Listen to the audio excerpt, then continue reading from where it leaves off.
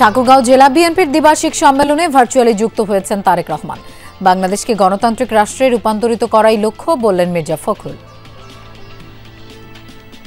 BNP বাংলাদেশের মানুষকে যেমন একদিকে পথ দেখাতে সক্ষম হবে, অন্যদিকে ঠাকুরগাঁকে সত্যিকার অর্থে একটি গণতান্ত্রিক ঠাকুরগাঁয় পরিণত করতে সক্ষম হবে।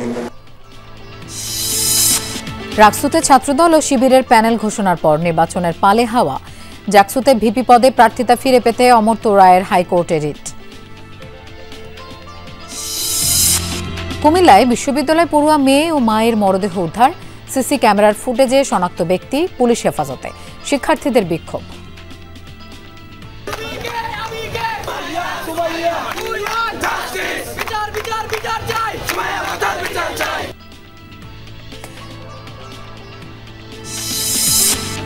ভোলায় মাদ্রাসা শিক্ষক নোমানী হত্যার প্রতিবাদে বিক্ষোভ সমাবেশ।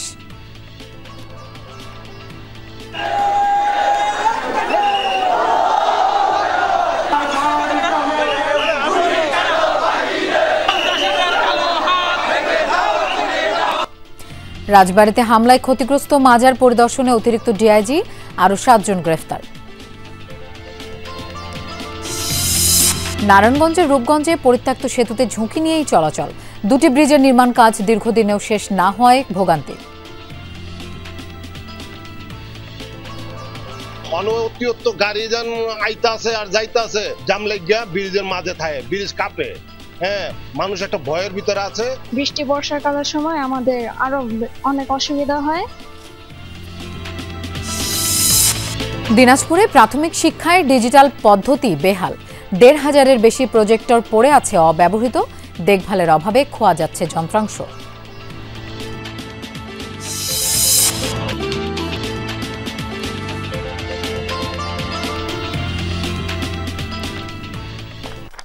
শুভেচ্ছা, আমন্ত্রণ বিরতিহীন সংবাদ সারা দেশের আয়োজনে আপনাদের সঙ্গে থাকছি আমি মৌসুমী আহমেদ লোপা। এতক্ষণ শিরোনাম দেখছিলেন। ঠাকুরগাঁওয়ে জেলা বিএনপির দ্বিবার্ষিক সম্মেলনে বক্তব্য রাখছেন দলের ভারপ্রাপ্ত চেয়ারম্যান তারেক রহমান। আমরা সরাসরি তার বক্তব্যে চলে যাচ্ছি। প্রত্যাশা করে যে রাজনৈতিক দলগুলো, আমরা প্রত্যেকে আলাদা আলাদা রাজনৈতিক দল, আমরা যদি প্রত্যেকটি বিষয় 100% একমত হতাম, তাহলে তো আমরা একটি রাজনৈতিক দলই থাকতাম, তাহলে তো আর আলাদা আলাদা রাজনৈতিক দল হতো না।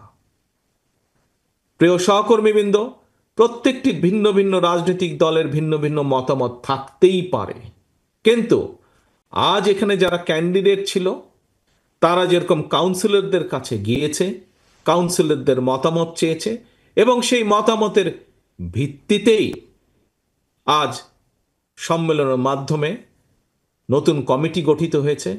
আমরা মনে করি রাজনৈতিক দলগুলো তাদের মতামত উপস্থাপন করবে, রাজনৈতিক দলগুলো তাদের মতামত, তাদের চিন্তাভাবনা, লক্ষ্য, উদ্দেশ্য জনগণের সামনে উপস্থাপন করবে।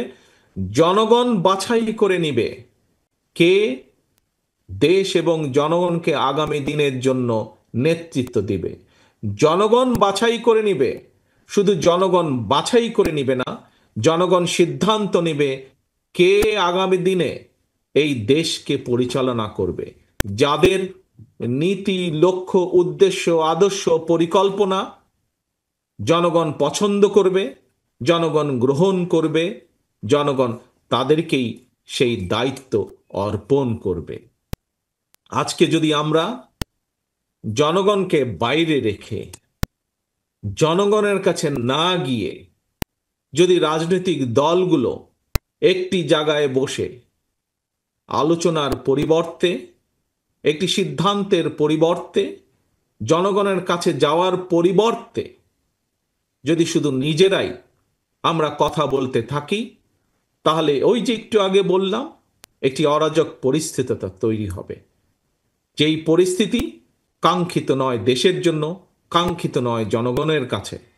যে পরিস্থিতি পলাতক স্বৈরাচারকে আবার ফিরে আসার পরিস্থিতি হয়তো তৈরি করতে পারে।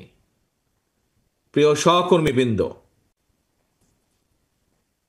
বাংলাদেশ জাতীয়তাবাদী দল মনে করে, বিশ্বাস করে জনগণই সকল রাজনৈতিক ক্ষমতার উৎস।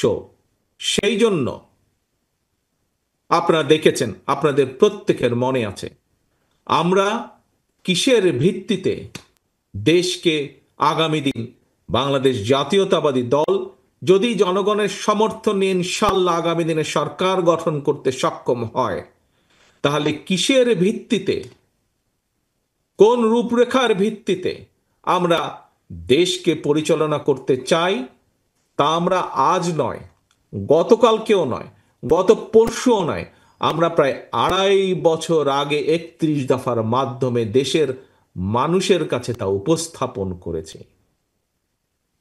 আজকে বিভিন্ন বিষয় নিয়ে বর্তমান অন্তর্বর্তীকালীন সরকার রিফর্ম কমিটি গঠন করেছেন এবং সেখানে বিভিন্ন রাজনৈতিক দলকে তারা আহ্বান জানিয়েছেন। প্রায় সকল গণতান্ত্রিক রাজনৈতিক দল সেখানে অংশগ্রহণ করেছে। তারা বিভিন্ন বিষয়ে তাদের মতামত দিয়েছে। কিছু বিষয়ে সকলেই কম বেশি একমত হয়েছে, কিছু বিষয়ে ভিন্নতা রয়েছে, থাকতেই পারে। একটু আগেই আমি বলেছি কেন বিভিন্ন রাজনৈতিক দল, তার কারণ বিভিন্ন জনের বিভিন্ন মতামত আছে, থাকতেই পারে, সেটাই থাকা স্বাভাবিক গণতান্ত্রিক ব্যবস্থায়। আমরা মনে করি সেখানে যা যা আলোচিত হয়েছে, যা যা একমত হয়েছে, সেগুলোতে আমরা একমত হয়ে গিয়েছি। সেখানে যেই বিষয়গুলোতে আমরা একমত হতে পারিনি, আসুন জনগণের উপরে যদি বিশ্বাস রাখেন, জনগণের উপরে যদি আস্থা রাখেন, তাহলে জনগণের উপরে ছেড়ে দিন। আপনার নীতি আদর্শ, আপনার লক্ষ্য উদ্দেশ্য জনগণের সামনে উপস্থাপন করুন। লেট পিপল ডিসাইড, জনগণকে সিদ্ধান্ত নিতে দিন। কারণ দিন শেষে রাজনীতিতে আমাদের আস্থা, আমাদেরই বিশ্বাস বাংলাদেশের জনগণ। দর্শক, ঠাকুরগাঁও জেলা বিএনপির দ্বিবার্ষিক সম্মেলনে ভার্চুয়ালি যোগ দিয়ে বক্তব্য রাখছেন দলের ভারপ্রাপ্ত চেয়ারম্যান তারেক রহমান। আমরা সরাসরি সেখানে ছিলাম। বাংলাদেশকে গণতান্ত্রিক রাষ্ট্রে রূপান্তরিত করাই বিএনপির লক্ষ্য। গণতন্ত্রের জন্য দীর্ঘকালের সংগ্রাম ও লড়াইকে সত্যিকার অর্থে দেশের কল্যাণে কাজে লাগাতে নেতাকর্মীদের প্রতি আহ্বান জানিয়েছেন বিএনপি মহাসচিব মির্জা ফখরুল ইসলাম আলমগীর। ঠাকুরগাঁওয়ে জেলা বিএনপির দ্বিবার্ষিক সম্মেলনে উদ্বোধন শেষে এ আহ্বান জানান তিনি। বলেন, দীর্ঘ 15 বছর গণতান্ত্রিক অধিকার আদায়ে লড়াই সংগ্রাম করেছে বিএনপি। গণতন্ত্র থেকে সরে যায়নি দলটি, বরং একদলীয় শাসন ব্যবস্থা থেকে বহুদলীয় গণতন্ত্র প্রবর্তন করেছে তারা। তারেক রহমানের নেতৃত্বে আগামী দিনে গণতন্ত্রকে শক্তিশালী করবেন বলেও জানান মির্জা ফখরুল। আরও বলেন, রাজনৈতিক কাঠামো ও অর্থনীতিকে গড়ে তুলতেই বিএনপি 31 দফা ঘোষণা করেছে। গণতন্ত্রের জন্য দীর্ঘকালের সংগ্রাম ও লড়াইকে সত্যিকার অর্থে বাংলাদেশের কল্যাণে কাজে লাগাতে নেতাকর্মীদের প্রতি আহ্বান জানান তিনি। এই সম্মেলনের দ্বিতীয় পর্বে ভার্চুয়ালি প্রধান অতিথি হিসেবে বক্তব্য রাখছেন দলের ভারপ্রাপ্ত চেয়ারম্যান তারেক রহমান। সম্মেলনের মধ্য দিয়ে আপনার ঠাকুরগাঁয়ে নতুন একটি বিএনপি গঠন করবেন, যে বিএনপি বাংলাদেশের মানুষকে যেমন একদিকে পথ দেখাতে সক্ষম হবে, অন্যদিকে ঠাকুরগাঁকে সত্যিকার অর্থে একটি গণতান্ত্রিক ঠাকুরগাঁয়ে পরিণত করতে সক্ষম হবে। রাকসু নির্বাচনে মনোনয়নপত্র দাখিলের পর শুরু হয়েছে যাচাই বাছাই। প্রার্থীরা এই সময় থেকেই আচরণবিধির ক্ষেত্রে নির্বাচন কমিশনের কঠোর ভূমিকা চাইছেন। নির্বাচন কমিশন বলছে 2-1 দিনের মধ্যেই যুগোপযোগী আচরণবিধি ঘোষণা করা হবে। অন্যদিকে ছাত্রদল শিবিরের প্যানেল ঘোষণার পর ক্যাম্পাসে গতি পেয়েছে নির্বাচনের হাওয়া। বৈষম্য বিরোধী ছাত্র আন্দোলনের সাবেক সমন্বয়ককে নিজ প্যানেলের জিএস প্রার্থী হিসেবে ঘোষণা করেছে শিবির। আর ছাত্রদল অপেক্ষাকৃত নবীনদের নেতৃত্বে ঘোষণা করেছে তাদের প্যানেল। রোববার দিনভর নানা আলোচনা শেষে ছাত্র শিবির রাকসু নির্বাচনের প্যানেল ঘোষণা করে শেষ বেলায়। ঘোষিত প্যানেলে রাবি শাখা শিবিরের সভাপতি মোস্তাকুর রহমান জাহিদকে ভিপি প্রার্থী করা হয়।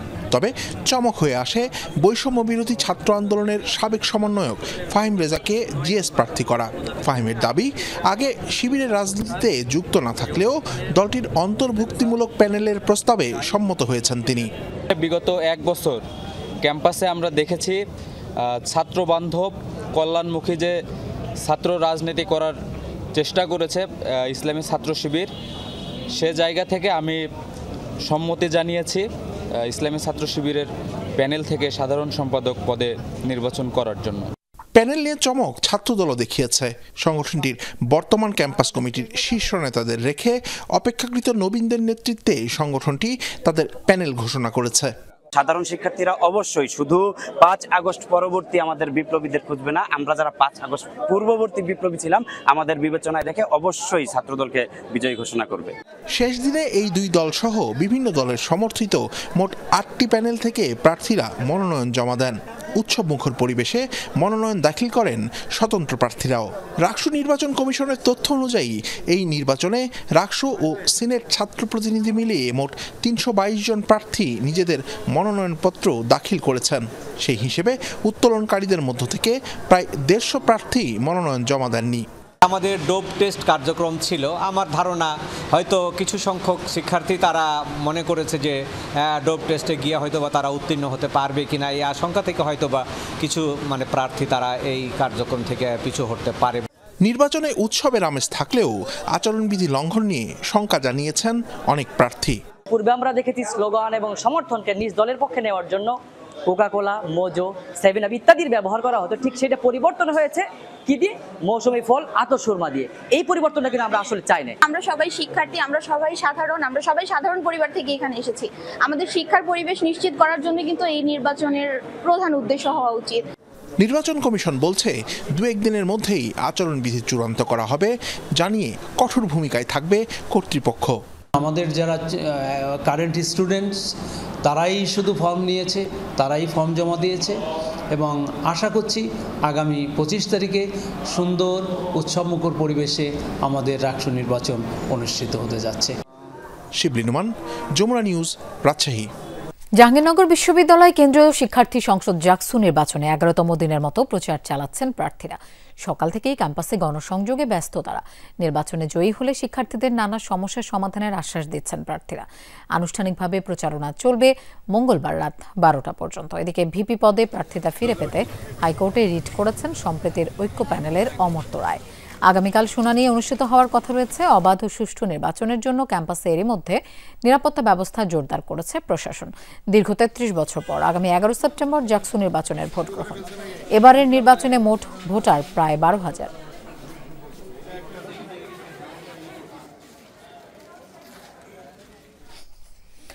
দর্শক, জাহাঙ্গীরনগর বিশ্ববিদ্যালয়ে কেন্দ্রীয় শিক্ষার্থী সংসদ জাকসু নির্বাচনের প্রচারণার খবর জানবো। আমাদের সাথে যোগ দিচ্ছেন সহকর্মী মাহফুজুর রহমান নিপু। শেষ বেলায় প্রার্থীদের প্রচারণা কেমন চলছে?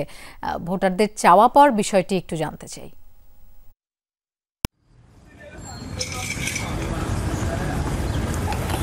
লোপা, আসলে অন্যান্য দিনের চেয়ে আজকে কিন্তু আমাদের প্রচারণা বেশ চোখে পড়েছে। একেবারে বিভিন্ন প্যানেল থেকে শুরু করে স্বতন্ত্র প্রার্থী কেউই কিন্তু ঘরে বসেনি, তারা সবাই যার যার মতো ভোট প্রার্থনা করছেন। আমরা দেখেছি সকাল থেকে জাহাঙ্গীরনগর বিশ্ববিদ্যালয়ের যে স্থানগুলোতে শিক্ষার্থীরা আড্ডা দেয় কিংবা পড়াশোনার সময় ব্যয় করেন, সেই সকল জায়গায় কিন্তু আজকে দেখেছি বেশ প্রার্থীদের আনাগোনা। তারা ভোটারদের কাছে যে বিভিন্ন ধরনের প্রতিশ্রুতি দিচ্ছে, প্রতিশ্রুতি কিন্তু আমরা দেখেছি বিশ্ববিদ্যালয়কে উন্নয়নে অংশগ্রহণ করার মতো এমন বিষয়গুলো বারবার তাগিদ দিচ্ছেন। এছাড়াও আমরা যেটা দেখেছি যে তারা বিভিন্নভাবে ভোটারদের মন জয় করার জন্য নানা ধরনের আশ্বাস দিচ্ছেন। তো ভোটারদের সঙ্গে কথা বলেছি, তারা যেটা বলেছেন যে আসলে তারা খুব চিন্তা ভাবনা করে ছাত্রদের যে মনোনীত প্রার্থী নির্বাচিত করবেন সেই বিষয়ে কিন্তু তারা বেশ সজাগ রয়েছে। তারা বলছেন যে যোগ্য দেখেই ছাত্র প্রতিনিধিত্ব করবে এমন জনকে কিন্তু তারা নির্বাচিত করবেন। আরেকটি বিষয়, আজকে একটি বিষয় নিয়ে বেশ সকালের দিকে শঙ্কা তৈরি হয়েছিল, অর্থাৎ যে একটি প্রার্থীর ভিপি প্রার্থীর যে প্রার্থীতা নিষিদ্ধ করেছিল সেটি কিন্তু নিয়ে আদালত পর্যন্ত গড়িয়েছে। তো অনেকেই কিন্তু এখন আগামীকাল শুনানি হওয়ার কথা রয়েছে, আর সবাই তাকিয়ে রয়েছে আদালতের দিকে আগামীকাল কি ধরনের আদেশ আসে সেটির দিকে। লোপা, নিপু, আপনাকে ধন্যবাদ আমাদের সাথে যোগ দেওয়ার জন্য। কুমিল্লার একটি বাসা থেকে বিশ্ববিদ্যালয় পড়ুয়া মেয়ে ও তার মায়ের মরদেহ উদ্ধার করেছে পুলিশ জানায় দুজনের মরদেহেই মৃদু আঘাতের চিহ্ন রয়েছে। প্রাথমিকভাবে ধারণা এটি হত্যাকাণ্ড। এরই মধ্যে সিসি ক্যামেরার ফুটেজ ও কল লিস্টের সূত্র ধরে সন্দেহভাজন একজনকে হেফাজতে নিয়েছে আইনশৃঙ্খলা বাহিনী। আমার এমন ভাবে ঘুম পাড়া দিয়ে রাখছে, মনে হয় যে একটা মানুষ, জীবন্ত মানুষ ঘুমায় আছে। আমারও মাইরা ফেলছে, মাইরা রাখছে অনেক, কতক্ষণ আগে মাইরা রাখছে আমি জানি না। ঘর থেকে উদ্ধার করা হয়েছে মা মেয়ের মরদেহ। বর্ণনা দিতে গিয়ে শোকে কাতর হয়ে পড়ছেন ছেলে।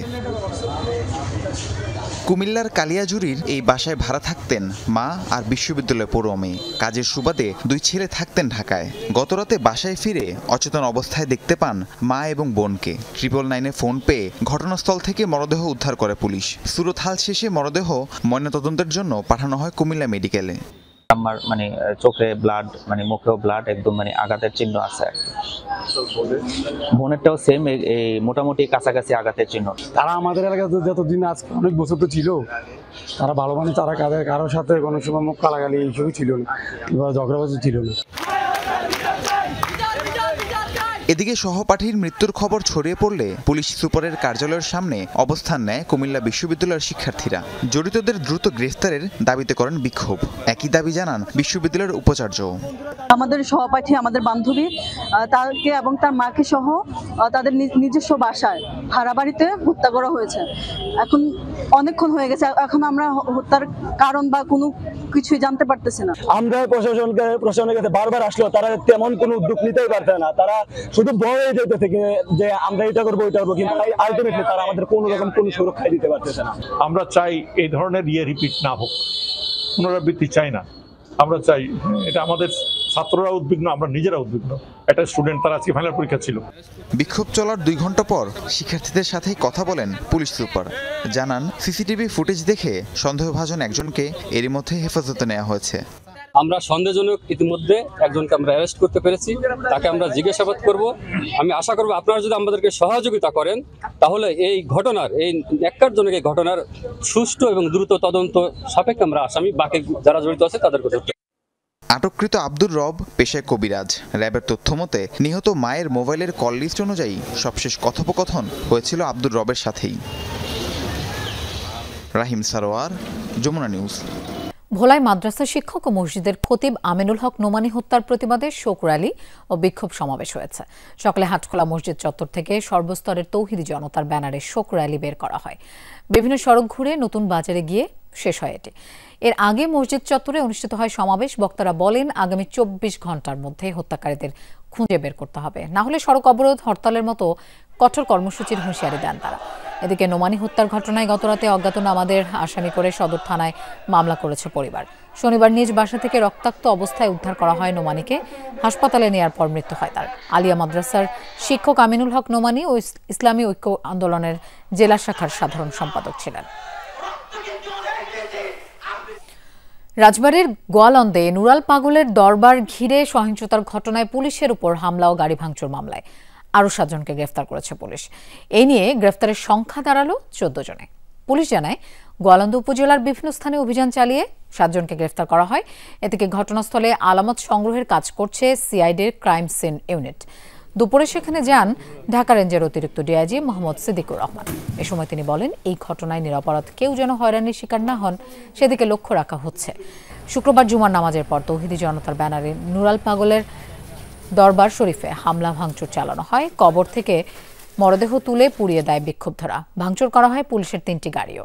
পুলিশের উপর হামলা ও সরকারি সম্পত্তি ধ্বংসের অভিযোগে 3 থেকে 3,500 অজ্ঞাতনামাকে আসামি করে মামলা করে পুলিশ। তবে মাজারে সহিংসতা একজন নিহতের ঘটনায় এখনো মামলা হয়নি। যার বিরুদ্ধে তদন্তে সাক্ষ্য প্রমাণ বেরিয়ে আসবে, যার অপরাধ খুঁজে পাওয়া যাবে, তার বিরুদ্ধে ব্যবস্থা নেওয়া হবে। তাতে সে যদি প্রশাসনে থাকে তার বিরুদ্ধে হবে, প্রশাসনের বাইরে যদি থাকে তাকেও ছাড় দেওয়া হবে না। 4টি সংসদীয় আসন পুনর্বহালের দাবিতে বাগেরহাটে সকাল থেকে বিকেল পর্যন্ত হরতাল পালন করেছে সর্বদলীয় সম্মিলিত কমিটি। সকালে জেলা নির্বাচন অফিসের প্রধান ফটকে তালা দেওয়া হয়। সড়ক মহাসড়কে অবস্থান নিয়ে দিনভর বিক্ষোভ করেন বিভিন্ন রাজনৈতিক দলের নেতাকর্মী সহ হরতাল সমর্থকরা। হরতালের কারণে বন্ধ ছিল দূরপাল্লার বাস চলাচল। শহরে অল্প কিছু অটোরিকশা ও ইজি বাইক চলাচল করতে দেখা যায়। প্রয়োজনের তাগিদে যারা বাইরে বের হন তাদের চরম ভোগান্তি পোহাতে হয়। বিকল্প উপায়ে গন্তব্যে পৌঁছাতে গুনতে হয় বাড়তি খরচ। অনাকাঙ্ক্ষিত পরিস্থিতি এড়াতে বিভিন্ন পয়েন্টে মোতায়েন রয়েছে আইনশৃঙ্খলা বাহিনী। রাজধানীর সাথে নারায়ণগঞ্জের রূপগঞ্জ সহ পূর্বাঞ্চলে নিরবচ্ছিন্ন সড়ক যোগাযোগ গড়ে তুলতে বালু নদের উপর বেশ কয়েকটি সেতু নির্মাণ প্রকল্প হাতে নেওয়া হয়।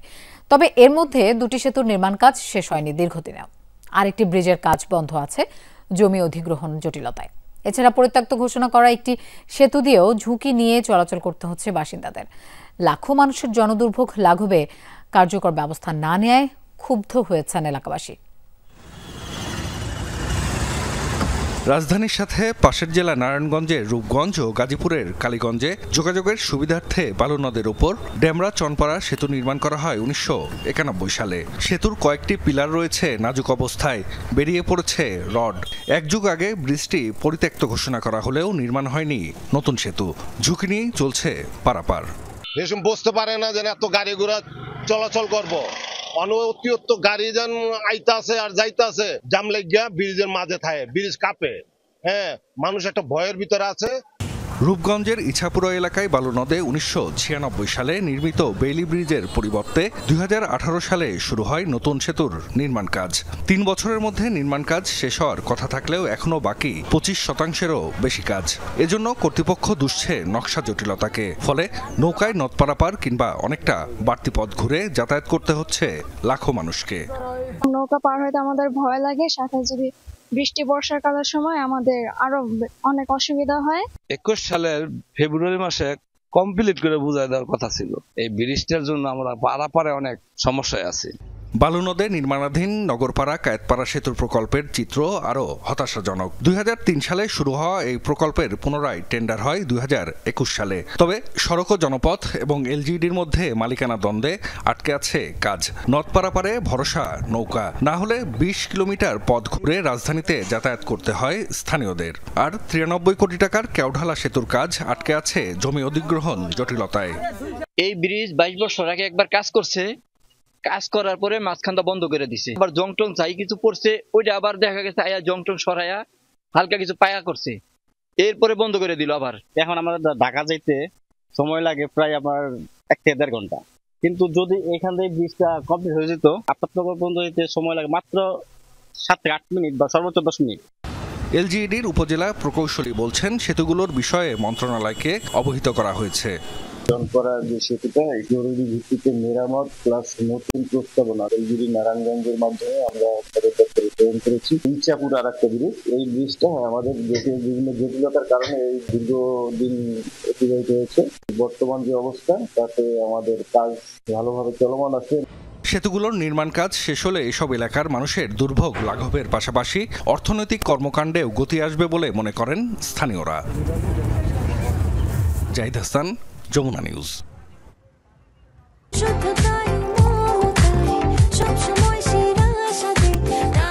প্রাণ UHT মিল্ক, শুদ্ধতায় ও মমতায় সবসময় সেরা স্বাদে।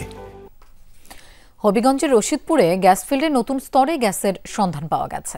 ড্রিলড স্টিম টেস্ট শেষে প্রোডাকশন টেস্টের জন্য 3 নম্বর কূপ প্রস্তুত করা হচ্ছে। গ্যাস ফিল্ড সূত্র জানায় এখান থেকে 7 থেকে 10 দিনের মধ্যে দৈনিক 8 মিলিয়ন ঘনফুট গ্যাস জাতীয় গ্রিডে সরবরাহ করা যাবে।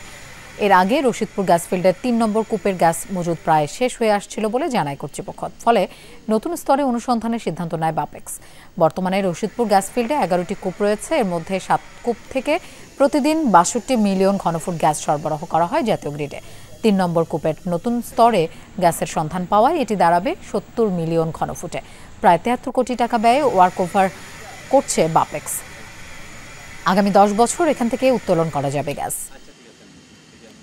আমাদের যেটা স্বাভাবিক প্রক্রিয়া সেটা হচ্ছে আমাদের যে কূপগুলো আছে সেগুলোতে কোনো একটা লেয়ারে যখন গ্যাস শেষ হয়ে যায় তখন ওয়ার্ক ওভারের মাধ্যমে পরবর্তী যে লেয়ারগুলো আছে সেগুলো থেকে প্রোডাকশন দেওয়া হয়ে থাকে।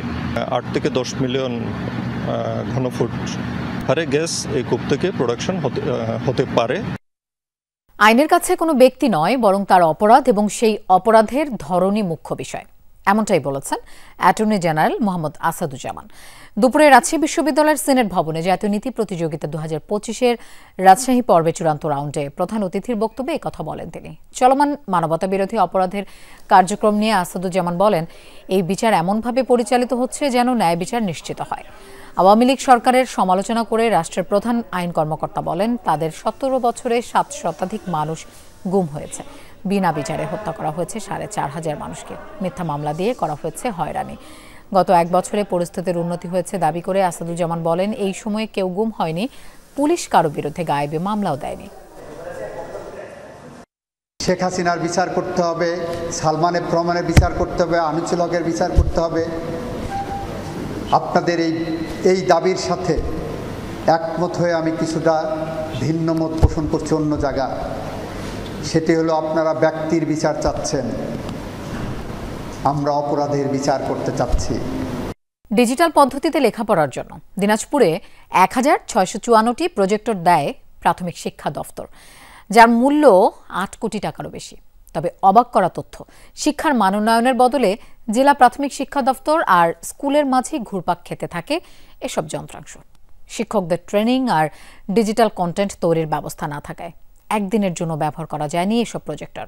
সরকারি অর্থের এমন অপচয়ের পরেও এ ঘটনায় এখনো কোনো তদন্তও হয়নি।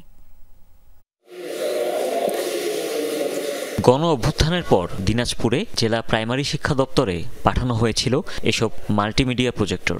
ডিজিটাল পদ্ধতিতে লেখাপড়ার জন্য সেগুলো পাঠানো হয় বিভিন্ন স্কুলে। তবে একদিনও ব্যবহৃত না হয়ে কিভাবে কয়েক কোটি টাকার যন্ত্রাংশ শিক্ষা দপ্তর আর স্কুলের মাঝে ঘুরপাকেই সীমাবদ্ধ, সেই চিত্রই দেখে আসা যাক।